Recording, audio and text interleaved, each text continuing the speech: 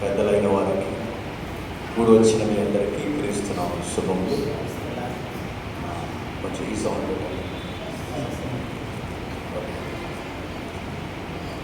నేను ఎంతమందికి తెలుసో నాకు తెలియదు. సహోదరులు కూడా నాకు సోషల్ మీడియా ద్వారా పరిచయం. అది రాజమండ్రి ప్రాంతంలో పరిచర్య, కాకినాడ, రాజమండ్రి, ఈస్ట్ గోదావరి జిల్లాలో. నా గురించి చెప్పాలి అంటే నేను పోలీస్ డిపార్ట్మెంట్లో క్రైమ్ బ్రాంచ్లో పనిచేస్తూ పగలంతా ఉద్యోగం చేస్తూ రాత్రంతా పరిసరలో తిరుగుతాను. ఈ మీటింగ్స్ కొరకు ప్రత్యేకంగా నేను సెలవులు పెట్టుకొచ్చింది. దేవుడి కృపను బట్టి ఈ గుడ్ ఫ్రైడేలో మీతో గడపాలని దేవుడు నిర్ణయించాడు. ఇక్కడికి రావాలని ఏది ఏమైనా ఆలస్యం చేయకుండా కొన్ని బలమైన సంగతులు మనం వింటాం. చిన్న ప్రార్థన చేసుకుంటాం. ప్రేమగల తండ్రి, కృపగల దేవ, ఈ శుభ శుక్రవారం నాడు తండ్రి ఈరోజు మేము ఎక్కడ గడపాలన్నది మీకు చెప్తుంది. ఎవరితో నేరుగా మీరు మాట్లాడుతున్నారు, ఎవరి హృదయాన్ని మీరు తాకుతున్నారు, వాక్యము ద్వారా తండ్రి ఎవరిని మరింతగా స్థిరపరుస్తున్నారు. అందరి మిత్రమే తండ్రి మమ్మల్ని ఇక్కడికి తీసుకొచ్చారేమో తండ్రి. ఏది ఏమైనా మా ద్వారా వారును, వారి ద్వారా మేము తండ్రి ఒకరినొకరు ఉజ్జీవింప చేసుకుంటాం తండ్రి. మీ వాక్యాన్ని ఎరిగిన మేము తండ్రి ఈ గడియలను మా విశ్వాసం అందు తండ్రి స్థిరముగా నిలబడుతుంది. మేము చేయాల్సిన కార్యాన్ని, మా జీవితాన్ని అర్థవంతంగా మార్చుకోవడానికి తండ్రి ఈ వాక్యము ద్వారా మాట్లాడుతున్న ఈ సంగతుల అక్షరాలు మా గూర్చేయడానికి తండ్రి మీకును మాకును పడని సంగతులు ఏమైనా ఉంటే వాటిని సరి చేసుకునే ధన్యత మమ్మల్ని ప్రయోగించండి తండ్రి. సిలువుగా చూడడానికి, యజ్ఞయాగమును తండ్రి సరిగ్గా గుర్తించడానికి మా మనోనేత్రమును తెరుస్తారని క్రీస్తున్నామని ప్రార్థన సమర్పిస్తున్నాం తండ్రి. ఆమేన్. జాగ్రత్తగా విందాం. ఈ 7 మాటలకు వచ్చి చెప్పను కానీ 7 మాటలకి ముందు జరిగిన ఒక కేస్ స్టడీ మీకు చెప్తాను. ఇది అక్షరాలు నేర చరిత్ర. ఇది ప్రభువు అయిన యేసుక్రీస్తు వారి యొక్క నేర చరిత్ర కాదు. ఇది అక్షరాలు మన నేర చరిత్ర. ఇది హిస్టారికల్గా జరిగిన, నమోదు చేయబడిన, రికార్డ్ చేయబడిన యేసుక్రీస్తు వారి యొక్క ప్రొఫైల్. జాగ్రత్తగా మీరు దాన్ని చూడండి. మత్తయి అనే ఒక ఆయన యేసుక్రీస్తు వారి జీవితంలో ఏం జరిగిందో రికార్డ్ చేశాడు. ఎవరు మత్తయ్య? ఖాళీగా ఉన్నాడు కాదు. ఎవరు మత్తయ్య? కవి కాదు. ఎవరా మత్తయ్య? దారంటే పోయే దానయ్య కాదు. ఎవరా మత్తయ్య? యేసుక్రీస్తు శిష్యుడనే సౌండ్ కూడా కాదు. ఎవరా మత్తయ్య? గవర్నమెంట్ తరపున ట్యాక్స్ కలెక్టర్. ట్యాక్స్ కలెక్టర్ అంటే పన్ను వసూలు చేసేవాడు, సుంకాన్ని వసూలు చేసేవాడు. గవర్నమెంట్కి ప్రజలకి మధ్యలో డబ్బుకి, భూమికి వడ్డీ కట్టి కరెన్సీని, భూమిని, వస్తు మార్పిడి విధానానికి మధ్యవర్తిత్వం చేసే ఒక ట్యాక్స్ కలెక్టర్. ఇది చదువుకున్న పిల్లలు ఉన్నాడు. సిఏ అని ఒకటి, చార్టెడ్ అకౌంట్. చార్టెడ్ అకౌంట్కి కూడా పాఠాలను నేర్పే లెక్కల చిట్టా కలిగిన ఉద్యోగం ఎవరిదంటే మత్తయి. మీరు అందుకే మత్తయి సువార్త 1వ అధ్యాయం మీరు చదవండి.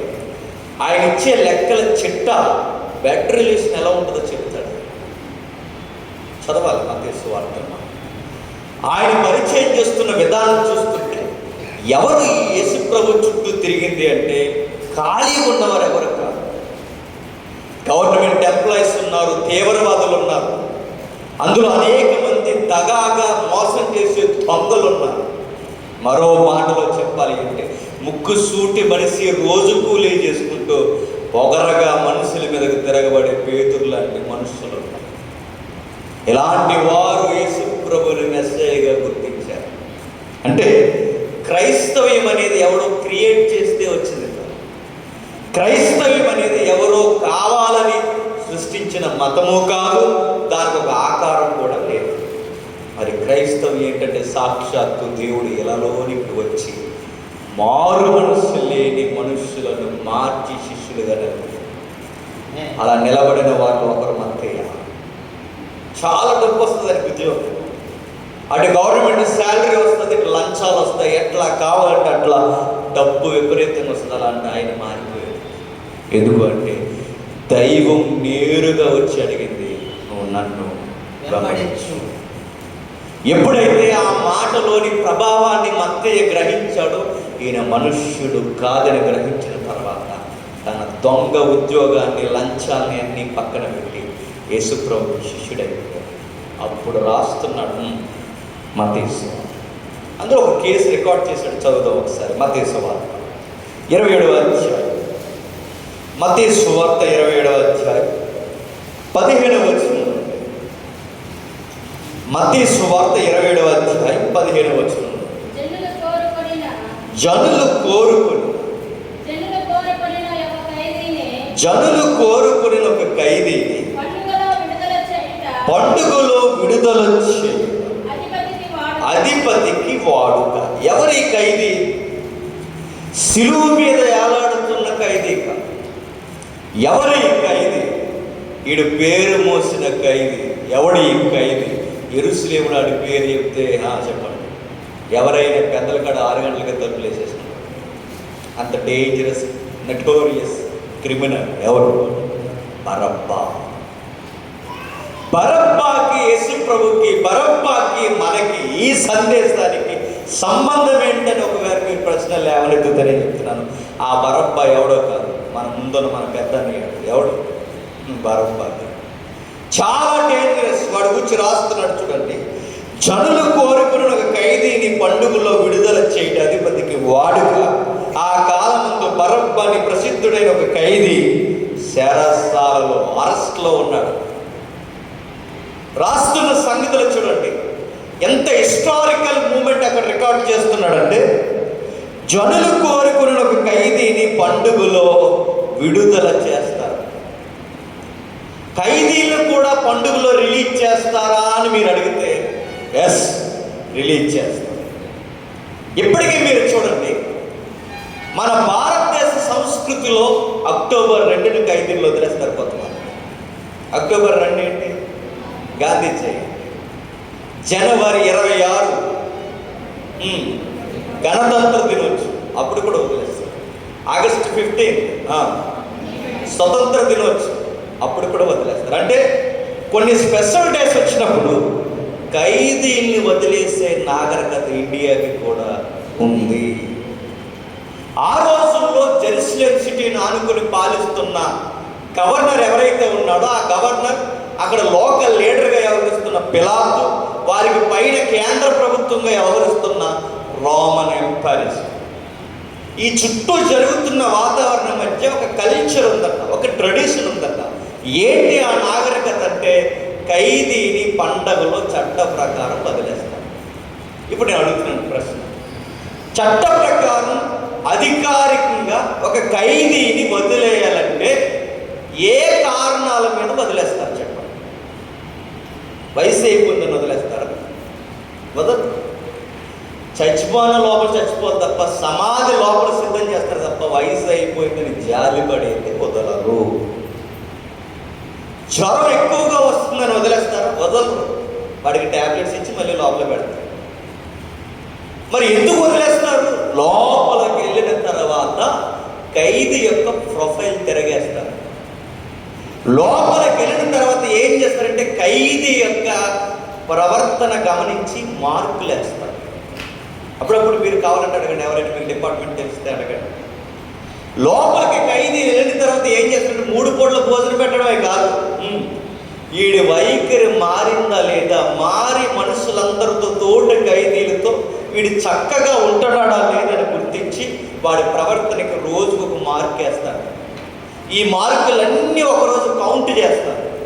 ఆ కౌంట్ సమయానికి, అది అక్టోబర్ 2, జనవరి 26, ఆగస్టు 15 ఎప్పుడొకప్పుడు ఆ రోజులు వచ్చే సమయానికి ఎవరికి మంచి మార్కులు అంటే సత్ప్రవర్తన, అంటే మంచిగా మాట్లాడుతున్నాడు, మంచిగా సంబంధాలు ఉంటున్నాయి, వీడి వల్ల ప్రాబ్లం లేదని, మారాడని ఏ ఖైదీనైతే గుర్తిస్తారో ఆ తగిన మార్కులను బట్టి ఆ ఖైదీని బయటికి వదిలేస్తారు. అంటే సత్ప్రవర్తన అనే ఒక లోగో మీద ఖైదీని రిలీజ్ చేస్తారు.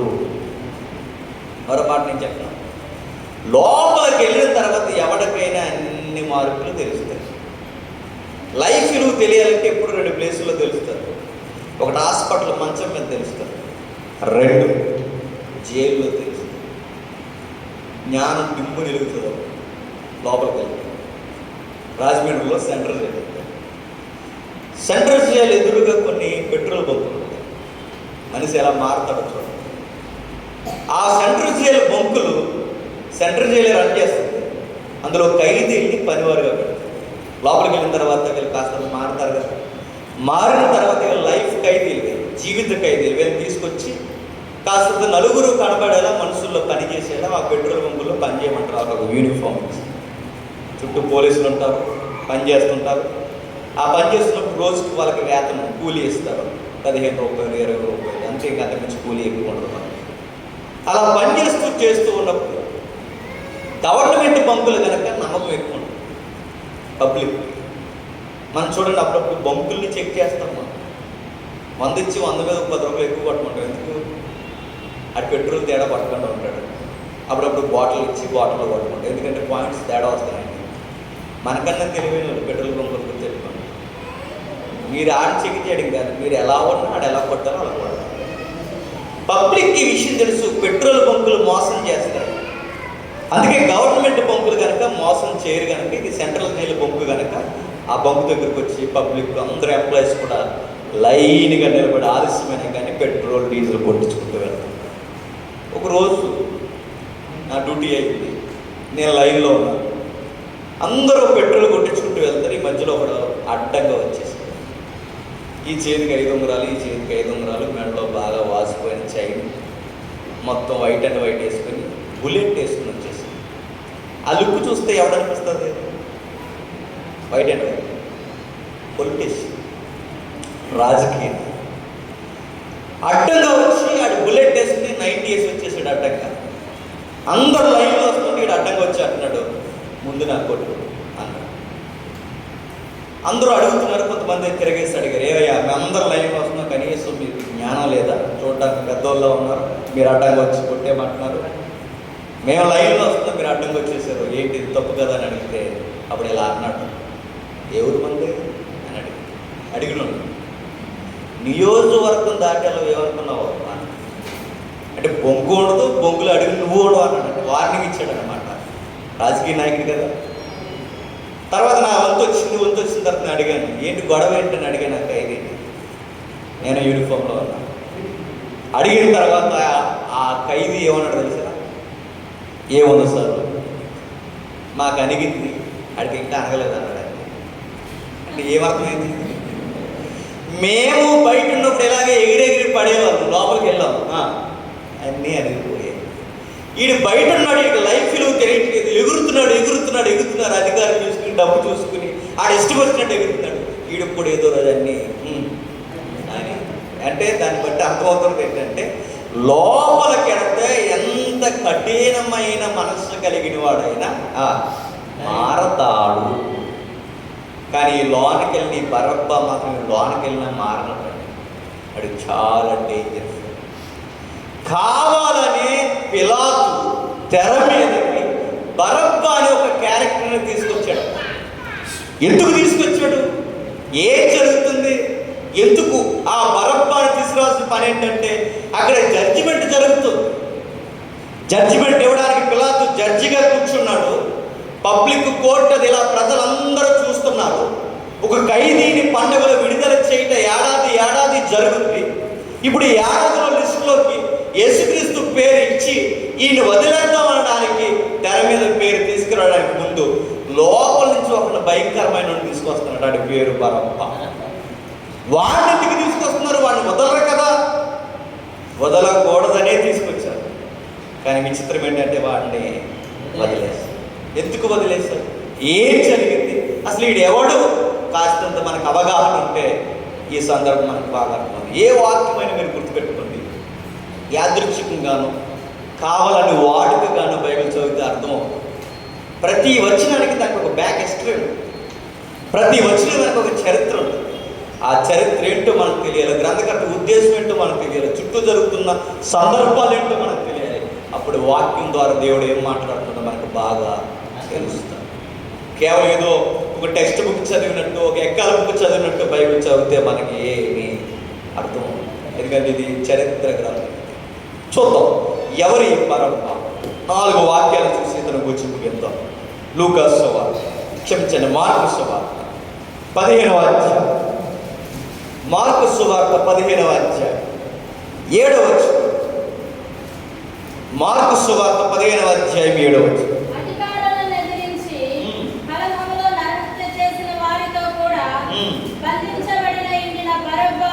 బంధింపబడిన బరబ్బా అన్నట్టు. ఇతని మీద ఏమేమి కేసులు ఉన్నాయి చూడండి. ఇతను రిలీజ్ అవ్వడానికి ఏమైనా అవకాశాలు ఉన్నాయంటే వాడి మీద ఉన్న కేసులు మామూలు కేసులు కదా. ఎవడి మీద? బరబ్బా. అతని మీద ఉన్న కేసు ఒకటి మార్కు గారు చెప్తున్నారు చూడండి, చదవం ఒకసారి 7వ వచనం. అధికారులను ఎదిరించి ఏంటట? అధికారులను ఎదిరించి. అధికారులు ఎదిరించే వారిని మూల పరిభాషలో ఏమంటారు తెలుసా? రెబల్స్. రెబల్స్. నీకు రెబల్ అంటే ఎవరు గుర్తురాకు? రెబల్స్ అంటే భయంకరులు. అధికారుల మీదగా తిరగబడతారట. వాళ్ళు తిరగబడుతున్నప్పుడు వాడి యొక్క యుక్తిని ఫాలో అవుతారట. అధికారులు ఎదిరించడానికి వాడు చేస్తున్న నెక్స్ట్ ప్రాజెక్ట్ ఏంటంటే కలహాలు పుట్టిస్తాడు. ఏం చేస్తాడు? ఇప్పుడు అధికారులు వెళ్ళి డైరెక్ట్గా ఎదిరించేస్తే మాట వింటారు అధికారులు? వినరు. అందుకే ఇప్పటికీ ఒక టెక్నిక్ ఫాలో అవుతారు. విప్లవకాలు ఏంటో చెప్పనా? అధికారులు మనకు లొంగాలి అంటే మాబ్ ఫామ్ అవుతుంది. మాబ్ అంటే గుంపులు గుంపులు గుంపులు జనాభా ఫామ్ అయ్యారనుకోండి. ఒకడు కొడితే నేరం, 10 మంది కొడితే 9. అందుకే నాయకులు ఏం చేస్తారంటే, ఇలాంటి దొంగ నాయకులు ఏం చేస్తారంటే, నలుగురిని పోగేసుకుని మీకు బిర్యానీ ఇస్తాం, 100 రూపాయలు ఇస్తాం, రండి మనం ఎలా వాదన చేద్దాం, అలా వాదన రోడ్డు ఎక్కుదాం రండి అని ఫ్లెక్స్లో ప్లకార్డ్స్ పట్టుకుని వారు ఎక్కుతారు. ఎక్కిన తర్వాత ఆ పబ్లిక్ని చూపిస్తూ ఇలాంటి నాయకులు ఏం చేస్తారంటే అధికారిని భయపెడతారు. అందుకే మీరు చూడండి, ఏ రాజకీయ నాయకుడైనా, ఏ కుల వ్యవస్థను లేవనెత్తేవాడైనా వాడికి ధైర్యము దన్ను ఎక్కడదంటే ఆడెనక జనం ఉన్నారు. వాడెనక జనం ఉన్నారో ఏ అధికారమైన దిగి రావాల్సింది. ఎందుకంటే పబ్లిక్కి గవర్నమెంట్ ఎదురెళ్ళడం గవర్నమెంట్కి మంచిది కాదని గవర్నమెంట్కి తెలుసు. అందుకే వాడు వేస్తున్న ఎత్తుగడ చూడండి. అధికారులు ఎదిరించడానికి వాడు చేసే ప్రయత్నాల్లో మొట్టమొదటి ప్రయత్నం ఏంటంటే గొడవలు గొడవలు గొడవలు పెడతారు. గొడవలు పెడతానంటే మీరు చూడండి, కేవలం ఏ పని చేయకుండా కులం పేరు చెప్పుకుని కుల గొడవలు పెట్టుకుని బతికేసే నాయకులు లేరు. మీ తిరుపతిలో లేరు, ఉంటారు. భారతదేశంలో ఏ పని చేయకుండా కేవలం కులం పేరు చెప్పి గొడవలు పెట్టి కలెక్టర్ ఆఫీస్ ముందు ధర్నాలు చేసి రోడ్లు బ్లాక్ చేసి కులం పేరుతో గొడవలు పెట్టి అధికారులు ముప్పు తిప్పులు పెట్టి ఏదో ఒక దానికి ఆర్జించి బతికేసేవారు లేరా? ఉన్నారు. ఇలాంటి వారందరికి గురువు అంట ఎవడు చెప్పండి? ఆ పరమపద. ఈ విప్లవాలు ఇప్పుడే కాదు, 2000 సంవత్సరాల క్రితమే మిడిల్ ఆసియాలో, మధ్య ఆసియాలో, యెరూషలేములోని ఇలాంటి వాడప్పుడు నడిచాడు. కలహాలు పుట్టిస్తున్నాడు. వాడు పుట్టించి ఒకవేళ మాట వినకపోతే అడ్డొచ్చిన వాడిని చెప్పండి, అక్కడ రాయబడింది నరహత్య, అంటే మర్డర్ కూడా చేస్తాడు. చిత్రమైన ఒక మాట చెప్పు. సామాన్యులమైన మనం 4 డబ్బులు దాచుకుని టౌన్లో ఒక గజం నేలమన్నా మీ వల్ల అవుతుంది? అవ్వదు.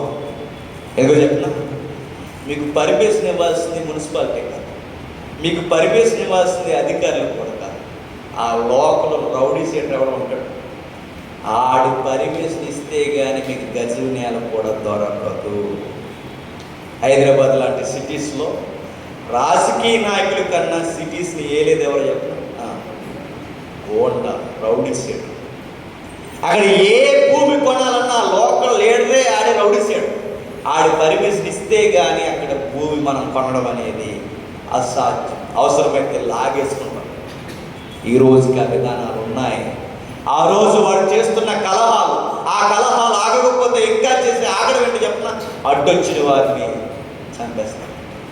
వాడి మీద ఎన్ని కేసులు ఉన్నాయంటే అధికారులు ఎదిరించే కేసు ఉంది, లా అండ్ ఆర్డర్ ప్రాబ్లం తెచ్చే కలహాలు, గొడవలు ఉన్నాయి, నరహత్యలు ఉన్నాయి. ఇంకా చెప్పాలి అంటే యోహాను అంటాడు 18:40 వాడొక బందిపోటు దొంగ. ఎవరు? వాడొక బందిపోటు దొంగ. అంటే అధికారులు ఎదిరించే కేసు, కలహాలు పెట్టే కేసు, మర్డర్ కేసులు ఉన్నాయి. ఇంకా ఏమున్నాయంటే డెకైటీ, దారి దోపిడీ. ఇప్పుడంటే కాస్తంత నాగరికతలు వచ్చేయమని పూర్వం 18వ శతాబ్దానికి 17వ శతాబ్దానికి పోయి ఈ తిరుపతి రావాలి అంటే ఎన్ని దాటుకుని వచ్చేవారు తెలుసా? చరిత్ర చదవండి కావాలండి. ఈ నల్లమల ఫారెస్ట్ దాటి అటు కర్నూలు కానీ ఇటు ఏరియాలకు కానీ మనం రావాలి అంటే దారి దోపిడీకి లోన్ అవ్వకుండా ఉండే పరిస్థితులు అయితే లేవు. ఆ రోజులు లోన్ అవుతారు ఖచ్చితంగా. ఇప్పటికీ నల్లమల ఫారెస్ట్ దాటి మనం ఆ ప్రాంతానికి నైట్ దాటి వెళ్ళాం అనుకోండి, దారి దోపిడీలు చాలా దారుణంగా జరుగుతాయి. దారి దోపిడీలు చేసేవారు ఏమైనా బతుకులాడతారు మనం? ఇక్కడ ఎవరైనా లారీ డ్రైవర్లు మీకు తెలిసిన ఉంటే అడగండి. ఒడిశా, కర్నూలు, ఛత్తీస్గఢ్, మహారాష్ట్ర ఈ ప్రాంతాలకు పోతే వెళుతున్న లారీ వెళుతూనుంటే సరుకు మాయమైపోతుంది. ఆగిన లారీ ఆగి మాట్లాడుతుంది కానీ వెనుకున్న సరుకు అంత మాయం. ఎందుకంటే దారి దోపిడీ చేయడంలో పెట్టిందే పేరు మన రాష్ట్రం. కర్నూలు ఏరియాకి వెళుతుంటే, ఈ శ్రీశైలం ప్రాంతానికి మనం వెళుతుంటే ఆ ప్రాంతంలో నల్లమల అడవుల్లో జరిగే భయంకరమైన దారి దోపిడీలు ఎలా ఉంటాయంటే, కారు వేసుకెళ్తున్నాం అనుకోండి, కారు వేసుకు వెళుతూ ఉండగా ఆ కారు మీద కొంచెం కోడిగుడ్డు పడుతుంది. ఏదో పడింది అనుకుని మనం వెంటనే ఏం చేస్తాం? వైపర్ ఆన్ చేస్తాం, వాటర్. ఆ వైపర్ ఆన్ చేసిన వెంటనే ఆ కోడిగుడ్లో వాడు తారు వేస్తాడు. ఆ తారు ఎప్పుడైతే ఆ గ్లాస్ మీద పడుతుందో, ఆ గ్లాస్ పడిన వెంటనే గ్లాస్ అంతా బ్లాక్ అయిపోతుంది. ఆ బ్లాక్ అయిపోయిన వెంటనే డ్రైవర్కి కనపడదు కనుక వెంటనే దిగుతాడు. మీరు కావాలని చూడండి, టీవీ నైన్లో అది చూపిస్తాడు. దిగిన వెంటనే వచ్చేస్తారు. ఎవరు చెప్పండి? దారి దోపిడీ. వచ్చి మర్యాదగా అడుగుతాడు, బ్రదర్ టిఫిన్ చేశారని అడుగుతాడు, టీ తాగారని అడుగుతాడు, ఎక్కడ భోజనం చేశారా, లేటుగా బయలుదేరి ఏంటంటే ఏమని అడుగుతాడు, వెల్కమ్ మై డియర్ బ్రదర్ అంటాడు. అలాగేమంటావు? ఏంటో అలా చూస్తున్నావు, లోపల మర్యాదగా ఏమున్నాయో చెప్పండి, ఇచ్చే. ఆ తీసుకున్న తర్వాత అవన్నీ దోసుకొని అక్కడ అవసరమైతే వదిలేస్తారు, అవసరమైతే చెప్పండి చంపేస్తారు. అలా నల్లమల్ల అడవులు ఎన్ని కేసులు ఉన్నాయో దారి దోపిడీ. ఇలాంటి గొడవలకి పెట్టింది పేరట ఏమని చెప్పండి? బరబ్బా. యేసు ప్రభు బ్రతుకున్న కాలంలో కేసు చెప్తాడు. యెరూషలేము నుంచి యెరికోకి ఒక బాటసారి వెళ్ళిపోతుంటే దారి దోపిడీ దొంగలు దారుణంగా కొట్టి ఆ వ్యక్తిని సమరయ్యండి విసిరేశారు. ఆ కేసు ఆయన ఎందుకు చెప్పాడు చెప్పండి? జరుగుతున్నాయి కనుక చెప్పండి. యెరూషలేము నుంచి యెరికోకి దిగిపోతున్నప్పుడు అది బండరాళ్ళ లాంటి ప్రాంతం కనుక అక్కడ దారి దోపిడీలు ఎక్కువ జరిగేవని. ఆ దారి దోపిడీలు జరుగుతున్నాయంటే యెరూషలేములో గొడవలు జరిగిన, యెరూషలేములో దోపిడీలు జరిగిన, యెరూషలేములో అధికారులు ఎదిరించిన, ఎక్కడ ఏ కలహం జరిగినా ఖచ్చితంగా అక్కడ ఎవరు ఉంటారు చెప్పండి? బరబ్బా ఉంటారు. అంటే ఏ గొడవ జరిగిన వెంటనే గవర్నమెంట్ అనుకుంటుంది ఎవడు అక్కడ ఉన్నదంటే బరబ్బా. ఎక్కడైనా దోపిడీ జరిగితే ఆ దోపిడీ చేసింది ఎవడంటే బరబ్బా. ఇక్కడ అధికారులు ఎదిరిస్తున్నారు, పబ్లిక్ ఎవరు చేస్తున్నారు ఇదని అడగానే వెనుకున్నది ఎవడని ఆరాధిస్తే బరబ్బా. ఎక్కడ టౌన్లో ఏ అలచడి జరిగినా బరబ్బా బరబ్బా బరబ్బా. అలాంటి బరబ్బాని ఈరోజు విడుదల చేయడానికి లిస్టులోకి పేరు వచ్చింది. ఇక రేపో మాపో చంపేయడానికి పెట్టారు వాడిని. ఎందుకంటే వాడి మీద ఉన్న నేర చరిత్ర అంతా ఎంత కాదు. వాడు మనుషులను చంపాడు, అధికారులు ఎదిరించాడు, ఎందరిలో కలహాలు రేపాడు, టౌన్లో లా అండ్ ఆర్డర్ లేకుండా చేశాడు. ఇలాంటి వాడు చేయడని చెప్పి గవర్నమెంట్ ఇంకా రేపో మాపో సిలువేయడానికి రెడీగా పెట్టిందట. ఎవరిని? బరబ్బా. అలాంటి టైంలో పేరు వచ్చిందట. అలాంటి టైంలో పేరు వచ్చిందట. ఆశ్చర్యం. ఏం పేరు వచ్చిందంటే విడుదల కొరకు పేరు వచ్చింది. నేను అడుగుతున్నాను, వాడి ప్రొఫైల్ మనం తిరగేస్తుంటేనే వాడు ఖచ్చితంగా మరణించవలసినాడు తప్ప బతకాల్సినాడు కాదని అర్థమవుతుంది. అలాంటి వాడిని ఏ ప్రవర్తన మీద పండుగలు వదిలేస్తారు చెప్పండి? వదిలే అవకాశం ఉందా? లేదు. వదిలే ఎక్కడైనా అవకాశం చిన్నదైనా ఉందంటే లేదు. అలాంటి వాడి పేరు చెప్పండి తెర మీదకి వచ్చిందట, పండుగలో విడుదల చేయడం. మీరు ఒకసారి సీన్ ఊహించుకోండి. ఎక్కడో చెరసాల్లో ఉన్నారు. చెరసాల్లో ఉన్న ఆయన్ని పోలీసులు వెళ్ళి తీసుకొస్తున్నారు. ఎవరిని? బరబ్బా. దేనికి తీసుకెళ్తున్నారని ఖచ్చితంగా వాడు అడుగుతాడా? అడుగుతాడు. వాడు అడిగినప్పుడు డిపార్ట్మెంట్ వాడికి చెప్పే మాట ఏంటి చెప్పండి? పండగలో నేను రిలీజ్ చేయడానికి లిస్టులోకి నీ పేరు వచ్చిందంటారా? అలా అడిగిన వెంటనే ఆడి అవ్వకపోతాడు. ఎవడు? ఆడికి నమ్మకం ఉండదు. ఎందుకు చెప్పిన ఆడి మీద కేసులు అలాంటి ఆడే అవాక్ అయిపోతాడు. ఏంటి? నా పేరా? ఎస్ చెప్పండి. నీ పేరే. నా పేరు విడుదల చేయడం ఏంటి? ఎక్కడో డౌట్, ఎక్కడో ఆశ్చర్యం. నా పేరు నన్ను విడుదల చేస్తా, పండగలో నన్ను విడుదల చేయడానికి లిస్టులోకి నా పేరు వచ్చిందా? పబ్లిక్ నేను అంత బాగా నచ్చానా అనుకున్నాడు ఎవరు? ఈరోజు పబ్లిక్ ఎలాంటి వాళ్ళు చెప్పండి? దొంగలే నచ్చుతారు. రాజకీయ నాయకులందరూ ఎవరు చెప్పండి? సేవాగుణం కలిగిన వారా? కాదు చెప్పండి. దొంగలు సెటిల్మెంట్లు చేసుకునే వాళ్ళు రాజకీయ నాయకులు. మీరు చూడండి కావాలంటే సినిమా యాక్టర్లు అడుగుతున్నాను డైరెక్ట్గా. సినిమా యాక్టర్లు అందరూ ఎలాంటి వారు చెప్పండి? తాగేవాడు ఈరోజు హీరో. ఒకటి కత్తి పట్టుకుని ఒకటి వెనకాల పరిగెట్టుకుంటుంది స్టైల్ మనకి. ఈ లోకానికి ఎలాంటి వారు నచ్చుతారు చెప్పండి? బరబ్బా లాంటి వాళ్ళు నచ్చుతారు. ఆ రోజు వాడికి అర్థమైందంటే నాకు కూడా ఫ్యాన్స్ ఉన్నారా అని. ఎవరికి? బరబ్బా. అవును, నీకే ఫ్యాన్స్ ఉన్నారు. పబ్లిక్ లో పేరు ఎక్కువగా ఎవరు కనబడుతుందంటే బరబ్బా బరబ్బా బరబ్బా. ఆడే అవాక్ అయిపోయాడు. నా పేరు రావడం అంటే ఇన్ని రోజులు దొంగతనాలు చేస్తుంటే బిడ్డలు బాధపడతాను అనుకున్నాను, కానీ బిడ్డలు సంతోషిస్తున్నారని ఆ రోజు ఆశ్చర్యపోయి ఉంటాడు. ఎవరు? బరబ్బా. ఎన్ని రోజులు వాళ్ళ ఇల్లు దొంగతనాలు చేస్తుంటే ఇంట్లో మనశ్శాంతి లేదనుకున్నాను, కానీ నా దొంగతనాలు వాళ్ళకి సంతోషం కలిగించేయని నాకు లైక్ ఎత్తారని మర్చిపోయాను. వాడికి ఎన్నో అర్థమై ఉంటాయి. నా నేల చరిత్ర, నా దోపిడీలు ఇవన్నీ పబ్లిక్ నచ్చాయా? నన్ను విడుదల చేయమని కోరుకుంటున్నారా అని పబ్లిక్ చూసి అవాక్ అయిపోయి ఉంటాడు. ఎవరు? బరబ్బా. అలాంటి టైంలో బరబ్బా పేరు తెర మీదకి వస్తుందట. ఖైదీగా ఉన్న ఆయన్ని సైన్ లేసి తీసుకుని వస్తున్నారు. ఆ గొలుసు లేసి తీసుకుని వస్తూ ఉండగా సరిగ్గా పిలాతున్న ఆ డయాస్ దగ్గర తీసుకుని వస్తారు. జడ్జిమెంట్ ఆ ఏరియాకి తీసుకుని వస్తారు. ఆ తీసుకుని రావడానికి ఆ బరబ్బాకి కాంపిటీషన్కి మరొక పేరు ఉంది, మరొక ఖైదీ పేరు ఉంది. ఆ ఖైదీ ఎవరంటే యేసుక్రీస్తు.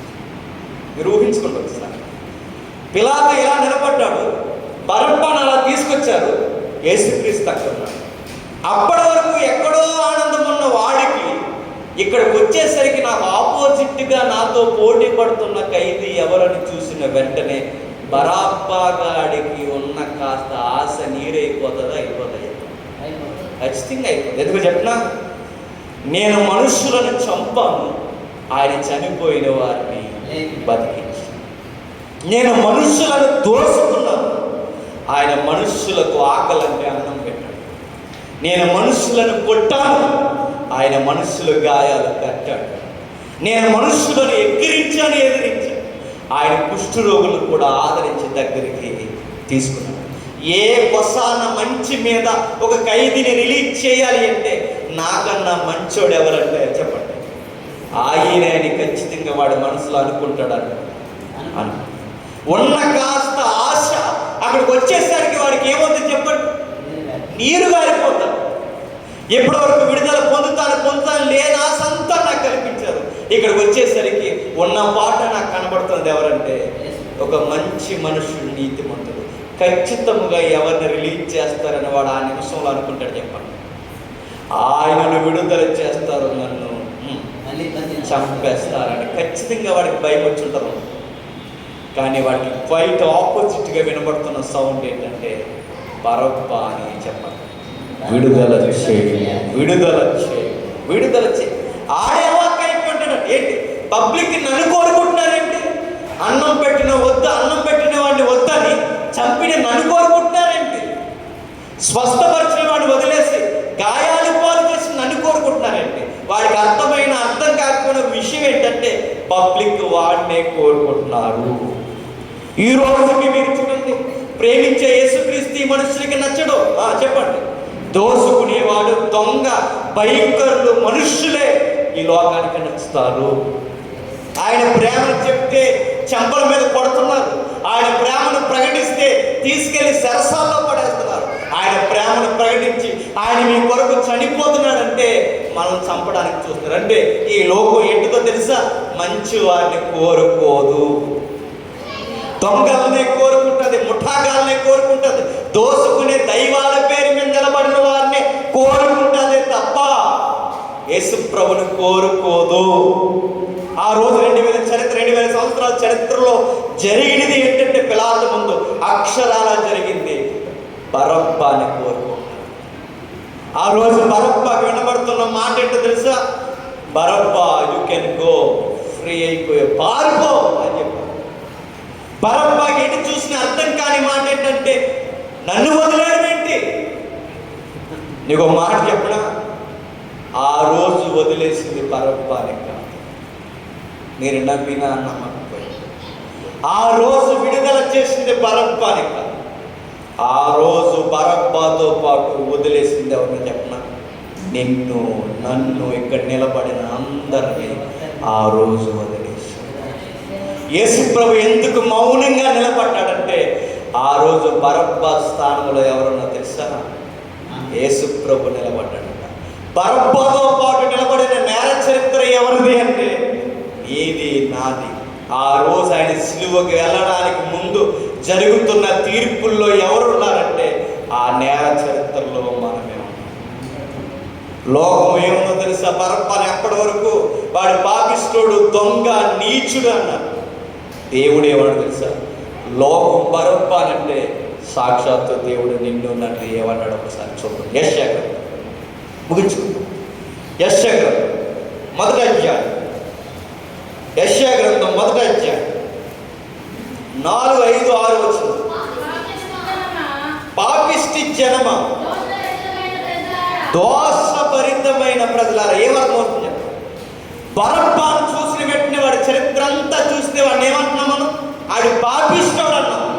కానీ దేవుడు అంటాడు వాడే కాదు, చెప్పండి, మీరు కూడా పాపిష్టి జనమే. దోషభరితమైన మనుష్యుడు అన్నా ఎవరిని? బరబ్బాని. కానీ దేవుడు ఇక్కడ అంటున్నాడు దోషభరితమైన ప్రజలారా. బరబ్బాని దుష్టుడు అన్నా, కానీ దేవుడు మనలన్నాడు దుష్ట సంతానమా. బరబ్బాని వాడు చెరుపు చేయవాడు, వారవలేనివాడు, ఎదుటాన్ని దోసుకునేవాడు అన్నాం. కానీ బైబిల్ అంటుంది, బైబిల్ దేవుడు అంటున్నాడు చెరుపు చేయి పిల్లలు, అంటే ఎదుటివారు బాగును చూడలేని వారులారా. బరబ్బాని మనం అన్నాం వాడు అధికారులు ఎదిరించాడు అని. కానీ దేవుడు అంటున్నాడు ఏకముగా మీరు నన్నే ఎదిరించారు. అంటే బరబ్బా కన్నా భయంకరమైన ఖైదీ ఎవరు చెప్పండి? మనమే. బరబ్బా కన్నా ముందు ఖైదీగా చిత్రీకరింపబడి సిలువ వేయబడాల్సింది ఎవరు చెప్పండి? నువ్వు, నేనే, మనమే సిలువెక్కాలి. ఆ రోజు యేసు ప్రభు పిలాతు ముందు నిలబడి వదిలేసింది బరబ్బాని కాదట. చెప్పండి, ఈ ప్రపంచ యావత్తు మానవాన్ని వదిలేశాడు. ఎందుకు ప్రభు అంటే మీ కొరకు నేను వచ్చానని వదిలేశాడు. ఎందుకు ప్రభు అంటే మనం చేసిన నేర చరిత్రకి మనకి సిలువు కన్నా భయంకరమైన శిక్ష ఏంటో చెప్పిన నరకం. సిలువ అయితే 3 గంటలు 4 గంటలు లేదా ఒక అర్ధ పూట ఉంటుంది. నరకం అయితే నిత్యం మనల్ని ఏపుకు తిట్టదు. అలాంటి నరకాన్ని నుంచే మనం వదిలేసాం. అంటే ఆ రోజు దైవం గుర్తుపెట్టుకోండి, ఆ రోజు దైవం ఎవరిని వదిలేసిందంటే బరబ్బాని ఒక్కడిని కాదు. నీకు నచ్చినా నచ్చకపోయినా ఆ రోజు వచ్చిన జడ్జిమెంట్ ఏంటంటే యేసుక్రీస్తును సిలువ వేయండి. నేను ఒక మాట చెప్పిన ముగిస్తాను. యేసుప్రభు అపోజిషన్ ఉన్నప్పుడు సత్ప్రవర్తన మీద ఎవరిని వదిలేయాలనుకున్నారంటే ఒక ఖైదీని వదిలేయాలనుకున్నారు. ఖచ్చితంగా సత్ప్రవర్తన మీద ఖైదీని వదలాలి అంటే అక్కడ సత్ప్రవర్తన ఇరువుల్లో ఎవరుంది చెప్పండి? యేసుక్రీస్తుకే. కానీ బరబ్బా అని వదలలేదు. కారణం ఏంటి చెప్పిన? అసలు బరబ్బా అనే ఆ కఠోరమైన మనుషుడు ఎవరు ఆ తెర మీదకి ఆ పేరు రావడానికి కారణం ఎవరంటే పిలాతే తీసుకొచ్చాడు. పిలాతు ఎందుకు తీసుకొచ్చాడు? యేసు ప్రభుని ఏదోలా వదిలేయాలనుకున్నాడు. ఎవరు? పిలాతు. నేను అడుగుతున్నాను, పిలాతు ఎందుకు యేసుక్రీస్తుని వదిలేయాలనుకున్నాడు? ఆయన వెనకాల ప్రజలు ఉన్నారు. ఎవరు వెనకాల? పిలాతు వెనకాల. పిలాతు వెనకాల ఉన్న ప్రెసిడెంట్ ప్రభుత్వమా? కాదు. పిలాతు వెనుకున్న ప్రెసిడెంట్ పబ్లిక్ కాదు. మరి ఎవరు? తన భార్య. తన భార్య తను చాలా ప్రెజర్ చేస్తున్నట్టు. ఎందుకు అంటే ఆ నీతిమంతుని జోలికి గతించిన రాత్రి నాకు దర్శించింది, గతించిన రాత్రి నాకు కలలో కనిపించింది. ఆ నీతిమంతుని జోలికి పోవద్దు. దయచేసి గుర్తుపెట్టుకో. ఇన్ని రోజులు ఎన్ని తీర్పులు ఇచ్చినా నేను అడగలేదు. ఇన్ని రోజులు ఎన్ని జడ్జిమెంట్లు అన్యాయం ఇచ్చినా నేను అడగలేదు. ఈ రోజు ఆ తీర్పు నేను అడుగుతున్నాను. ఆ మనుషునికి తీర్పు తీరుస్తున్నప్పుడు జాగ్రత్త. ఈ మాట ఎప్పుడైతే భార్య చెప్పిన మాట జ్ఞాపకం ఉందో, ఖచ్చితంగా ఈ నీతిమంతుని వదిలేయాలి అంటే, సత్ప్రవర్తన మీద నీతిమంతుని వదిలేయాలి అంటే, ఈయనకి విరుద్ధమైన నేర చరిత్ర కలిగిన వాడి పేరుంటే పబ్లిక్ చేతే అనిపించి ఈయన వదిలేసేది ఎత్తుగడేసాడు ఎవరు? ఇలా మీకు అర్థమవుతుందో లేదు? మనకి ఎలాంటి అర్థం? మనకి ఏమర్థమవుతుంది చెప్పిన? సీరియల్, సినిమాలు, సిగ్గులేకనే చెప్తున్నాను. పక్కింటి గొడవలు, ఎదురింటి గొడవలు, రాజకీయాలు అర్థమవుతాయి. వాక్యం అర్థమవుతుంది. మనకి ఏంటో మనకి ఫైనాన్స్ విషయాలు అర్థమవుతాయి, అన్నీ అర్థమవుతాయి. కానీ మన ప్రభువు జరిగిన ఘోరం అంటే మనకి అర్థం. ఆ రోజు మీరు చూడండి, పిలాతు ఎందుకు బరబ్బాని తీసుకొచ్చింటే యేసుక్రీస్తుని ఏదోలా వదిలేయాలనుకున్నాడు. వదిలేయాలి అంటే పబ్లిక్ చేతే అనిపించాలి. ఎందుకంటే ఇది ప్రజాకోర్టు కనుక పబ్లిక్ ఖచ్చితంగా దోపిడీలు చేసిన వాడిని, మనుషులు చంపిన వాడిని, ఎదిరించిన వాడిని వద్దంటారా అనుకొని తీసుకొచ్చాడు. ఎవరిని? బరబ్బాని. కానీ పిలాతుకి విరుద్ధంగా వినబడిన మాట ఏంటంటే పబ్లిక్ వద్దనలేదు, బరబ్బాని చెప్పండి. కావాలని యేసుక్రీస్తుని చంపేశారట. కావాలని. పిలాతుకు తెలుసు ఈయన యందు ఏ దోషము లేదు అని. అయినా ఆ రోజు జరుగుతున్న విషయం ఏంటంటే, ఆ రోజు ఇద్దరిని నిలబెట్టి బరబ్బా నేర చరిత్రని, యేసుక్రీస్తు నేర చరిత్రని చూపించి మీకు ఇద్దరిలో ఎవరికి కావాలని అడిగాడు. ఆ రోజు పబ్లిక్ ఏమన్నారు ఒకసారి చూసి ముగించుకుంటాం. మత్తయి సువార్త 27వ అధ్యాయం. మత్తయి సువార్త 27వ అధ్యాయం. మత్తయి సువార్త 27వ అధ్యాయం 21వ వచనం.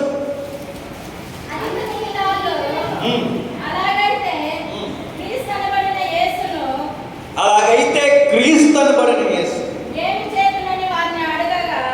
21 ఇద్దరిలో నేను ఎవరిని విడుదల చేయవలని మీరు కోరుచున్నారని వారిని అడుగుగా వారు బరబ్బానే అని. అందుకు పిలాతు అలాగైతే క్రీస్తు అనబడిన యేసుని ఏమి చేతునని వారిని అడగగా సిలువ వేయుమని అందరూ చెప్పారు. నేను ముగించే ముందు ఒక మాట అడుగుతున్నాను. ఆ రోజు పబ్లిక్ అందరినీ అడిగాడంట. ఎవరు? పిలాతు. ఏమని? ఈ యేసుక్రీస్తుని ఏమి చెయ్యమంటారు? ఆ రోజు పబ్లిక్ అంతా ఏమందట? సిలువ వేయమని. ఇప్పుడు నేను అడుగుతున్నాను. నేనే పిలాతు అనుకోండి, మీరే పబ్లిక్ అనుకోండి. యేసుక్రీస్తుని అక్కడ ఊహించుకుంది. ఇప్పుడు నేను అడుగుతున్నాను, మీరు ఆ రోజుల్లో ఉంటే మీకు బరబ్బా కావాలా, యేసుక్రీస్తు కావాలంటే ఖచ్చితంగా మనం ఎవరిని కోరుకుంటాం చెప్పండి? యేసుక్రీస్తుని కోరుకుంటాం. మరలా ఈ యేసు అనే వ్యక్తిని ఏం చేయాలని నేను అడిగితే మీరు ఏం చెప్తారు? విడుదల చేయమని కోరు. ఒకవేళ మీరు అలాగే కనుక కోరుకుంటే మీకు రక్షణ సరిగ్గా అర్థం అవ్వలేదు. నేను మరలా చెప్తాను, యేసుప్రభుని విడుదల చేసేయండి, యేసుప్రభుని సిలువేయొద్దని నీ నోరు నా నోరు అంటే మనకి రక్షణ బుర్రకి ఎక్కలేదు. ఒప్పుకున్నా ఒప్పుకోకపోయినా, నచ్చినా నచ్చకపోయినా ఖచ్చితంగా మనం నోరు విప్పి చెప్పాల్సిన మాట చెప్పిన యేసుక్రీస్తుని చంపేయాలి. చంపేయాలనే కోరుకోవాలి. ఎందుకో చెప్పిన ఆయన మరణించకపోతే నీకు నాకు బతుకు లేదు. ఆ రోజు వారు తెలుసన్నారో తెలియకన్నారో, ఎందుకన్నారో, అసూయ చేత అన్నారు, మొత్తం మీద అన్నారు, అనాల్సిన మాటే అన్నారు. దైవం ఇలాలోకి వచ్చింది దేనికి అంటే ఓటింగ్ వేయించుకోవడానికి కాదు, చెప్పండి, సిలువెక్కడానికే వచ్చాడు. ఆ రోజు పిలాతు అడగాల్సిన మాట, యేసు ప్రభుని ఏం చేయమంటారంటే సిలువ వేయమన్నారు.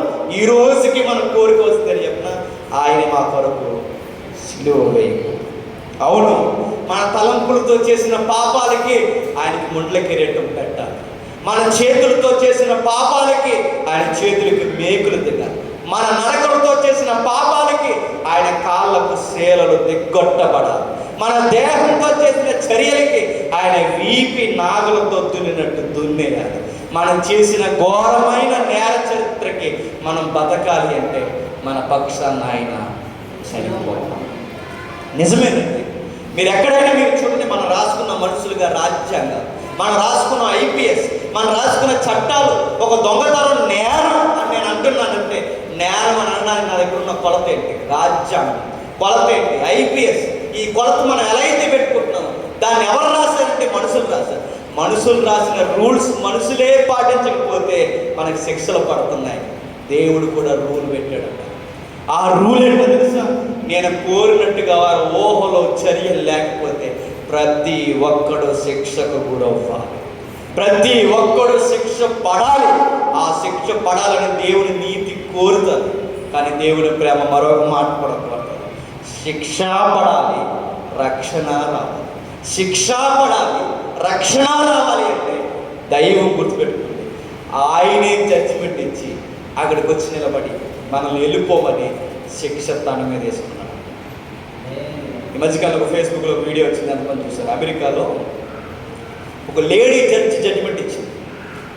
ఆ ఎదురుగా నిలబడిన ఖైదీ ఒక్కసారి జడ్జి గారిని చూసి అవాక్ అయిపోయాడు. ఎందుకంటే ఇప్పుడు మెడికల్ కాలేజీలో తనతో పాటు చదువుకున్న విద్యార్థిని తన ఫ్రెండ్ ఈరోజు జడ్జి అయిపోయి తనకే తీర్పు తీరుస్తున్నప్పుడు ఏడ్చాడు ఆ ఖైదీ. అయ్యో, నా ఫ్రెండ్ నాకే తీర్పు తీరుస్తుందా? ఫ్రెండ్ జడ్జి కూడా ఏడుస్తుంది. ఏమని చెప్పినా, నా స్నేహితుడైనా నేను విడుదల చేయలేకపోతున్నాను. కానీ విచిత్రం ఏంటి చెప్పిన, అక్కడ కూర్చున్న జడ్జిలు మనకు స్నేహితులైనా బంధువులైనా ఈ చట్ట ప్రకారం ఎలా జరగాల్సిందంటే అలా జరిగిస్తారు తప్ప విడుదల మాత్రం చేయరు. ఈ లోక చట్టాల్లో ఉన్న అధికారులు మనకు బంధువులైనా మనం వదలమన్నా వదలు. కానీ విచిత్రం ఏంటి చెప్పిన, ఈ లోక చట్టాల కన్నా బలమైన దైవ చట్టం ఆయనే తీర్పిచ్చి ఆయన మన పక్కన నిలబడి మనల్ని వెళ్ళిపోమని, పారిపో, నీ మీద ఏ నేరం లేదు, నీకు బదులుగా నేను శిక్ష అనుభవిస్తున్నాను. ఆ రోజు జరిగింది, శుభ శుక్రవారంలో జరిగింది ఏంటి అంటే ఒకే ఒక్కటి, మనల్ని అందరినీ వదిలేసి మన మీద ఏ నేరమూ లేదు. మన పాత రోత చరిత్ర అంతా ఆయన చెరిపేశాడు. ఆయన సిలువకేసి కొట్టేశాడు. ఇంత నేర చరిత్ర కడిగేసిన తర్వాత మరలా నేను నేరాలు చేస్తానంటే ఇక నిన్నెవడు కాపాడు. నేను మరలా చెప్తాను, యేసు ప్రభు రక్తాన్నే ఎక్కిరించి ఇంకా మనం బూతులు మాట్లాడు, ఇంకా పోకిరి తిరుగులు తిరిగి, ఇంకా పాపాలు చేస్తే ఇక మనం బాగు చేసేది ఎవ్వరు లేరుగా లేరు. ఎందుకంటే కావాలని సిలువను మనమే నిర్లక్ష్యం చేస్తున్నాం. యేసు ప్రభు రక్తమే మనం రక్షించలేకపోతే ఇక నిన్ను రక్షించే శక్తి కలిగింది ఇంకేమీ లేదు. భూమి మీద ఉన్నంతకాలం గుడ్ ఫ్రైడేలు చాలా వస్తాయి, ఈస్టర్లు చాలా వస్తాయి, శుభదినాలు ఎన్నో వస్తాయి పోతాయి. కానీ దినాలు ఎన్ని వచ్చాయన్నది ప్రాముఖ్యం. నువ్వు మారకపోతే చెప్తున్నాను, నీకు గుడ్ ఫ్రైడేలు ఎన్ని వచ్చినది గుడ్ అని మాత్రం తెలవదు. గుడ్ ఫ్రైడే ఇప్పుడు వద్దంటే ప్రభు నీ లైఫ్లోకి వచ్చి నిన్ను ప్రక్షాళన చేశాను. మారండి. ఆ రోజు మళ్ళీ విడుదల చేశాడు. బరబ్బానే కాదు, నిన్ను నన్ను మనందరినీ వదిలేశాడు. ఆ రోజు బరబ్బలా దారిని వెళుతుంటే ఖచ్చితంగా వాడికి ఊహ అనేది ఒకటి ఉంటే వాడు ఖచ్చితంగా అనుకుంటాడు, ఆ ప్లేస్లో ఉండాల్సింది ఆయన కాదు, చెప్పండి, నేనే. ఒకవేళ అటే చూస్తే వాడు అనుకుంటాడు అక్కడ ఉండాల్సింది ఆయన కాదు, నేనే. ఒకవేళ వాడు అనుకోలేదని మీరు డిక్లేర్ చేయాలి అంటే మీకు యేసుప్రభు కనబడతాడు. మీకైనా అనిపించదేమని చెప్పండి, అక్కడ ఉండాల్సింది ఆయన కాదు, నేనే.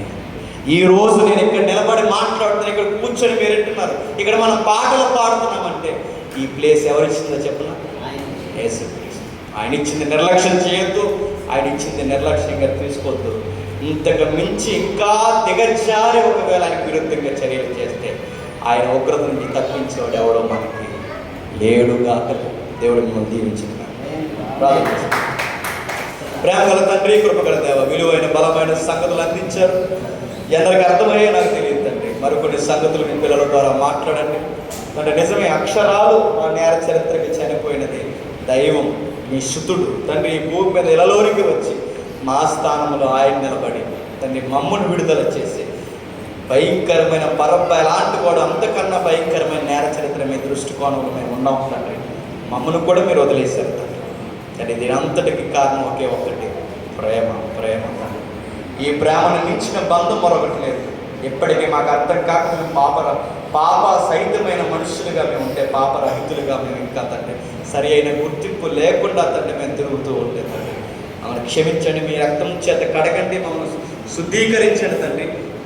ఈ జరుగుతున్న తండ్రి ఈ గుడ్ ఫ్రైడే నాడు తండ్రి మరొక దినంలో మేము అడుగు పెట్టడానికి 3 రోజులు మరింత పునరుద్ధాన సంబంధమైన జీవితాన్ని మాకు అనుగ్రహిస్తారని కోరుతూ స్థానిక దైవజనుల్ని, వారికి సహకారులకు ఉన్న మిగిలిన దైవజనుల్ని, పెద్దల్ని అందరినీ మీరు స్థిరపరిచి బలపరిచి వారి ద్వారా ఇంకనూ తండ్రి బలమైన కార్యాలు జరిగిస్తారని కోరుతూ స్థానిక సంఘానికి కావాల్సిన ప్రతి విషయాన్ని మీరు అందిస్తారని అర్థిస్తూ ఈ మాటలు విన్న వారందరినీ దీవిస్తారని కోరుతూ క్రీస్తు నామమున సమర్పిస్తున్నాం తండ్రి.